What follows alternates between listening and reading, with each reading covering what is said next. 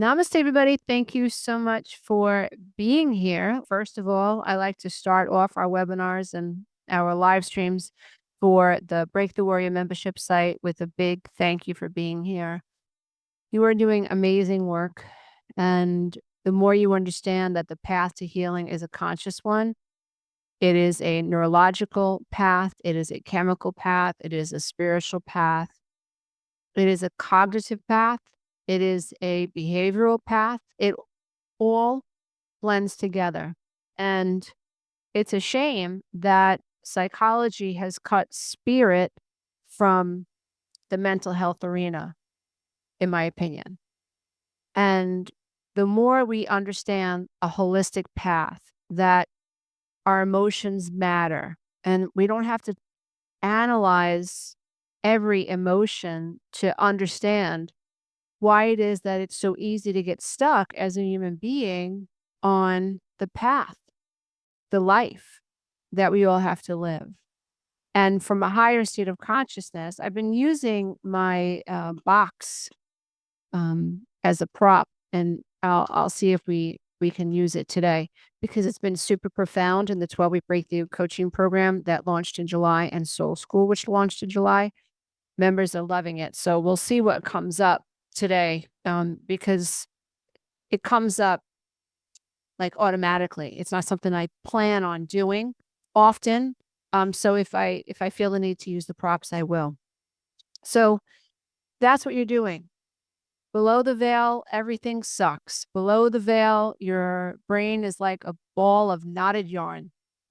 And your neurological pathways represent these pathways of yarn. And your pathways will reinforce negative loops. Those loops are associated to your emotions, they're associated to your beliefs. And below the veil, you don't even know it. It's like you're wearing goggles that you wore when you were 3, and you're seeing the world through that lens. Your ego believes only in the story that is reinforced through the reticular activating system, through the amygdala, which is emotion, through the hippocampus, which is memory, and the prefrontal lobe, part of it anyway, that is tied to executive function or decision making. So when you're codependent, you can disown yourself and decide to take care of someone else, even though you're pissed off, tired. So the prefrontal lobe is involved with that decision. So you can still have prefrontal lobe activity, albeit tied to the decision making that is tied to codependency or childhood trauma. And so the only way, really, the only long lasting way to heal and to live a successful life, and everybody's life is defined by their definition of success. To me, feeling content, feeling peaceful, feeling confident that I can manage the challenges that come my way, and I can rebalance myself after I've fallen off the horse. That to me is a pretty successful life. It's not about money. It's not about how many friends I have. It's not about whether or not my kids love me today or hate me today. It's not whether or not my kids love each other or hate each other right now. It's not about being in a relationship or out of a relationship. It's so much more personal than that for me. Lisa, when the storms come and you get knocked off the horse and you spend some time in the dungeon, do you have the tenacity and grit and the skills to climb out of that hell? That makes me feel pretty comfortable because in this world, duality is part of what we came to explore, because without the dark, I don't know what it is I prefer. And it is through contrast that you expand. When your husband cheats on you, or your wife cheats on you, or your husband's really crappy towards you, or your wife is really crappy towards you, or your kids are fighting, or you feel lonely, you've moved to a new town and you feel lonely. When this happens, then yes, it is difficult for you in the moment. But what are you going to do in those moments? How are you going to experience those moments? Now, the way what happens is that in those moments, however, great desire for the opposite is born. That is what evolution is about. The hummingbird that was frustrated by a little short beak had a desire for a long beak to get the nectar out of these long flowers. I forgot what they were called, but you know what I mean, right? And so even a hummingbird is a sentient being with consciousness, and it exists on a plane of consciousness in a certain dimension, and all hummingbirds share that dimension. All dolphins share a dimension. You see, we see the world very flat. It's not. It's multidimensional. Ants live in a dimension. They share the experiences with other ants. Humans share experiences, but it gets even more wonky and woo-woo than that, because you can have 10 people that come from one family and no sibling had the same experience. Therefore, no sibling has the same reality. Therefore, no sibling has the same desires. But each sibling's desires matter because from desire, we have expansion. So maybe sibling A got it the worst. And so sibling A has the desire to have a much greater relationship or healthier relationship. Maybe sibling B had a good relationship with mom, a bad relationship with dad, and from that wants to be a better dad, right? So when you stand back and you get out of your egotistical, egocentric, narcissistic, subjective, personal perception of reality, right? Peel back, peel back. Like, don't just look at the tree from across the street, man. Like, keep going, go a mile out, go a mile up. Wow, that tree is part of a community. That community is part of a city. That city is inside a state. That state is inside a country. Keep going. Sit on the moon. Sit on the moon. Right? Sit on the moon. Right? The tree looks very different. And all of a sudden you start to understand the connectedness to everything. So when you peel back, you start to realize that you're really looking at the world through your subjective lens. And oftentimes we assume that everybody shares our lens and they don't.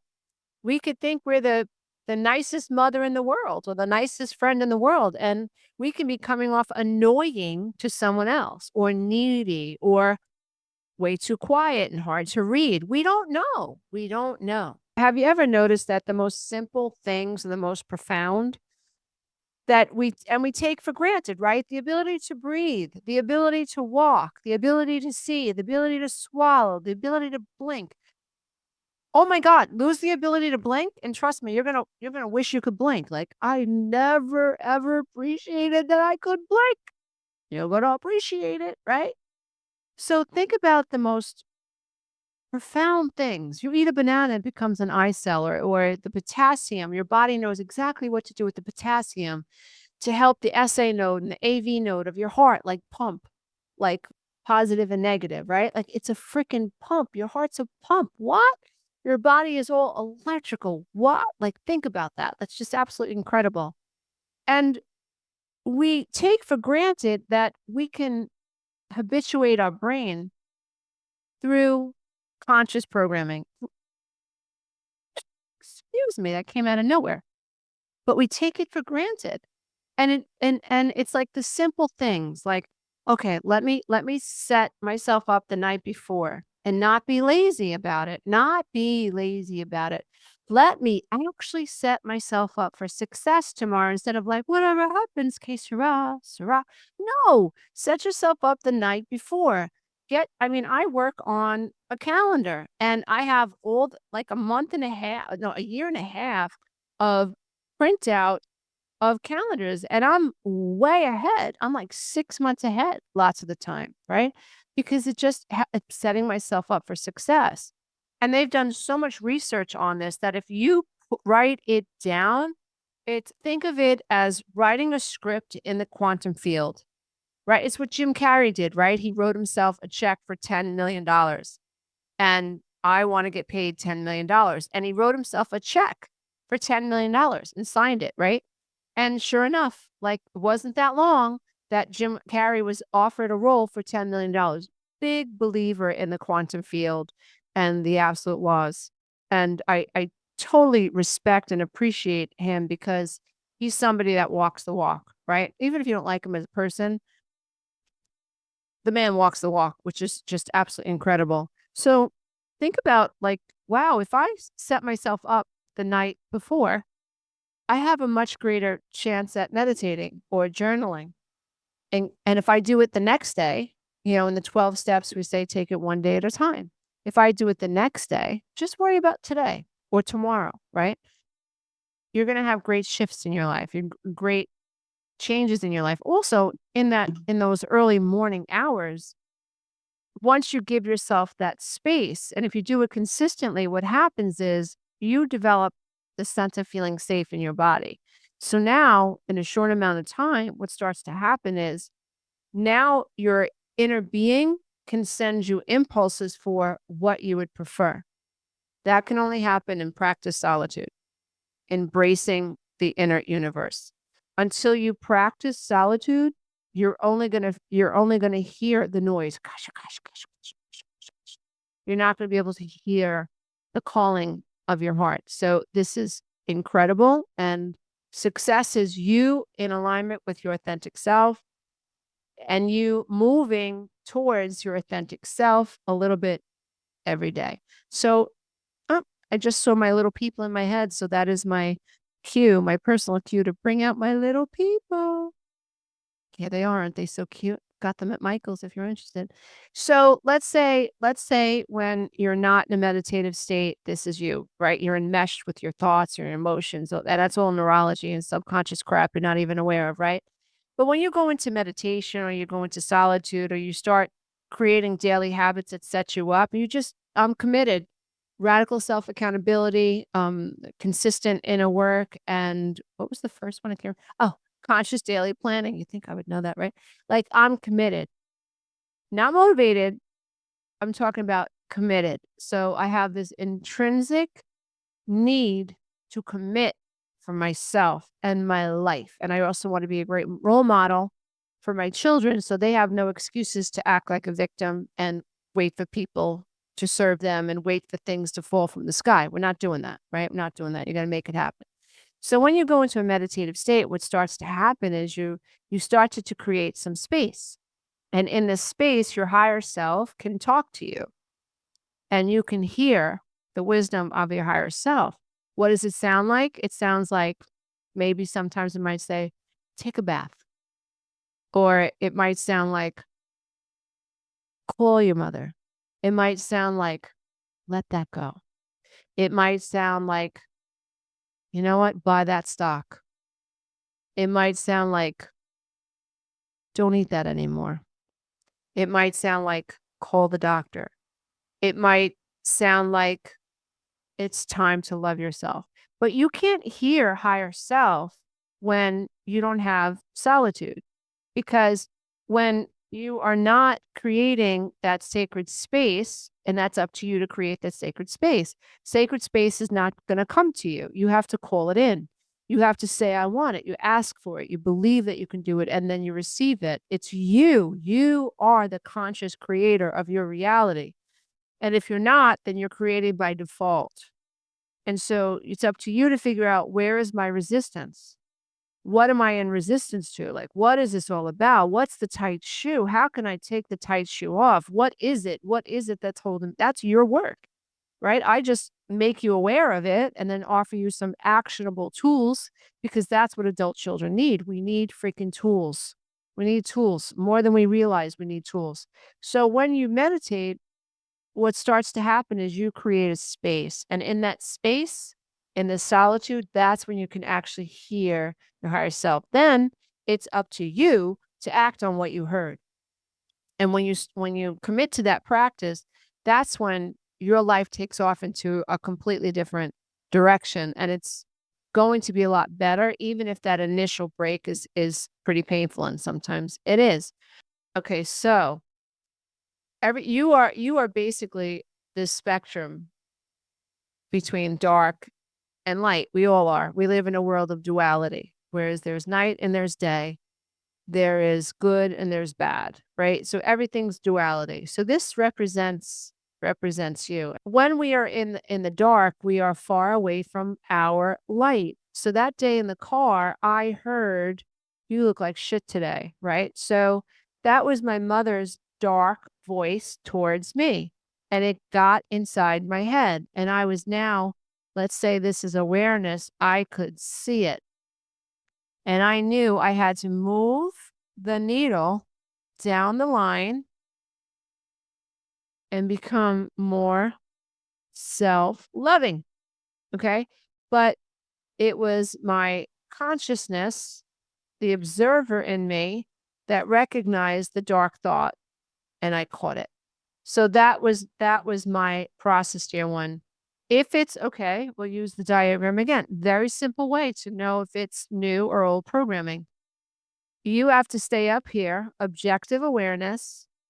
Was this thought detached from your thought? Just observe your thought. Was this thought loving or was it a dark thought? You know the difference. Am I being a brat right now and judging someone? Or am I being loving? New program will always be this side of the spectrum. Old program will always be on that side of the spectrum. That's how you can tell. Kelly, how do you validate your own feeling when someone has treated you abusively and not seek the validation of someone outside of yourself? So, what I do is this, Kelly. Again, I'm using my stick figures like crazy recently, but whatever, they work. So, this is your inner child, and this is you, and you're one. And I don't know if this is going to show up as much. And this is your higher self. So, this is the Trinity: Father, Son, Holy Spirit. We see it in religion. We see it in mythology. We see it in mysticism. We see it in spirituality. This idea of a Trinity, right? Mind, body, soul. Christianity is Father, Son, Holy Spirit. Other traditions, they have different trinities, right? But just think about inner child, ego, or the conscious you that's interfacing in the 3D world, and then higher self you, divine parent, divine mother, like love consciousness you. Now, let's put her away for a minute. So someone hurts you. Think about the hurt part of you is always going to be represented by your inner child. Always. Just think of it that way. Like when you say, how do you validate your own feelings? Feelings is id. Feelings is inner child. Ego is the behavior. But id, what am I going to do about it? Id represents your inner child. So, someone hurt you.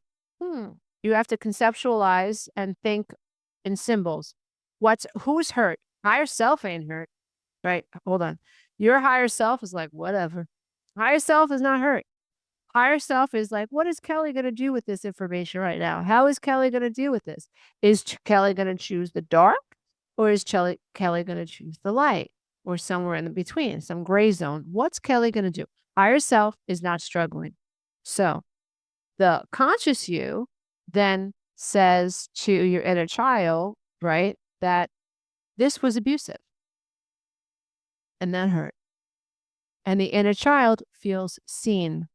The inner child feels validated. The inner child feels understood.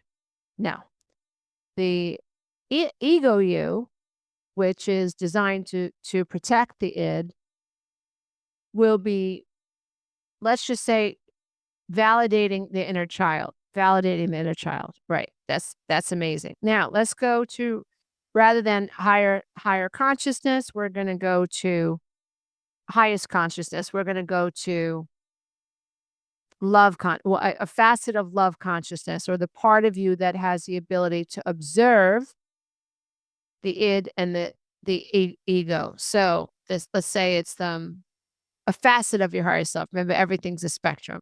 So now what ends up happening is that with you giving your inner child the validation it seeks, right? Very, very important. Your consciousness now can help you process through your system those emotions. So it's not just about validating them and validating that this won't hurt. Like, wow, that was abusive. That's really shitty. Like, I really like that person. Like, that was really abusive. Like, wow. Like, that's not enough. You have to look at the inner child and you have to say, wow, I know that hurt you. Like, with empathy. Like, I see you.